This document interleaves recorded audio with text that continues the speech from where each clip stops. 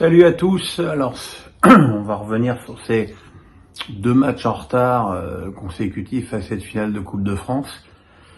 Et je ne peux que me féliciter d'avoir appris que la saison prochaine, la finale de la Coupe de France sera le dernier match de la saison, parce que il est évident que faire jouer une finale de Coupe à 5 matchs de la fin, c'est juste n'importe quoi.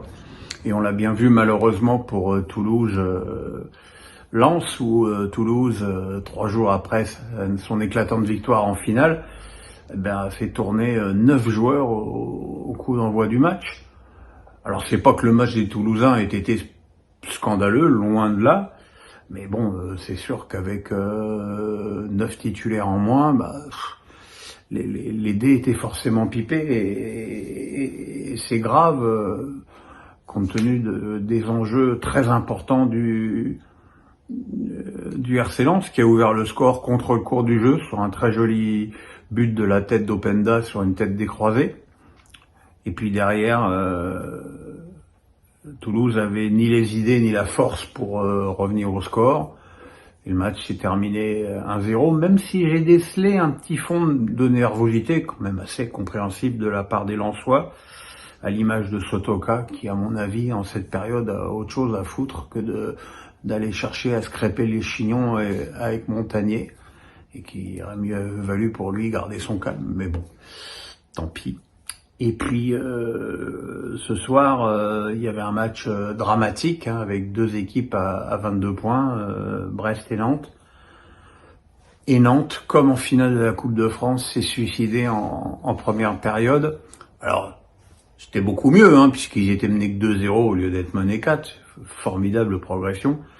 Mais évidemment, le premier but avec cette sortie au pied totalement loupée d'Alban Lafont, qui est pas dans une très grande période, c'est le moins qu'on puisse dire, qui a permis à Le Doiron d'ouvrir le score.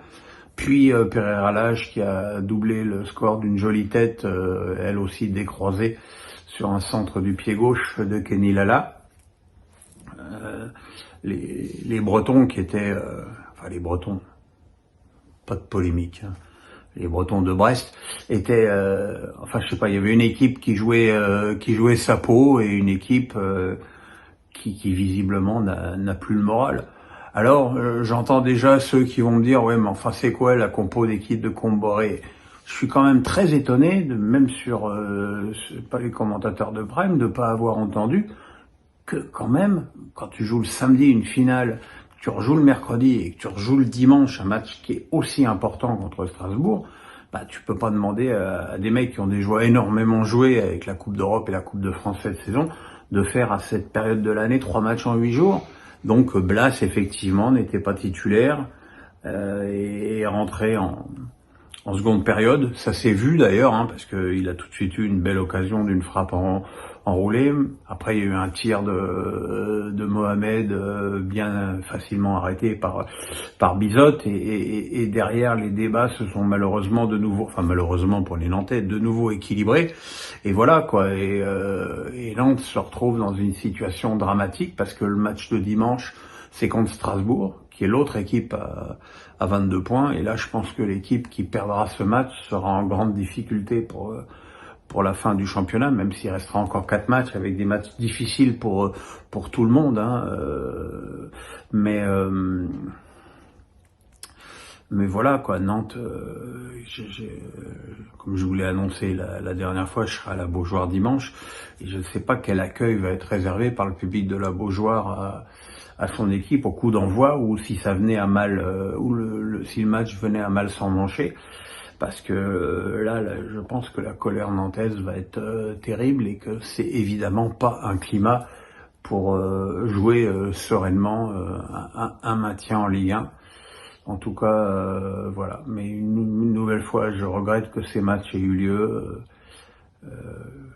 après la finale, en plein cœur du sprint final, avec des matchs importantissimes pour beaucoup trop de monde. Allez, à dimanche, à samedi pour le prochain post. Alors, on m'a bien dit, Joy, On m'a bien dit, il faut cliquer sur la petite cloche et vous abonner.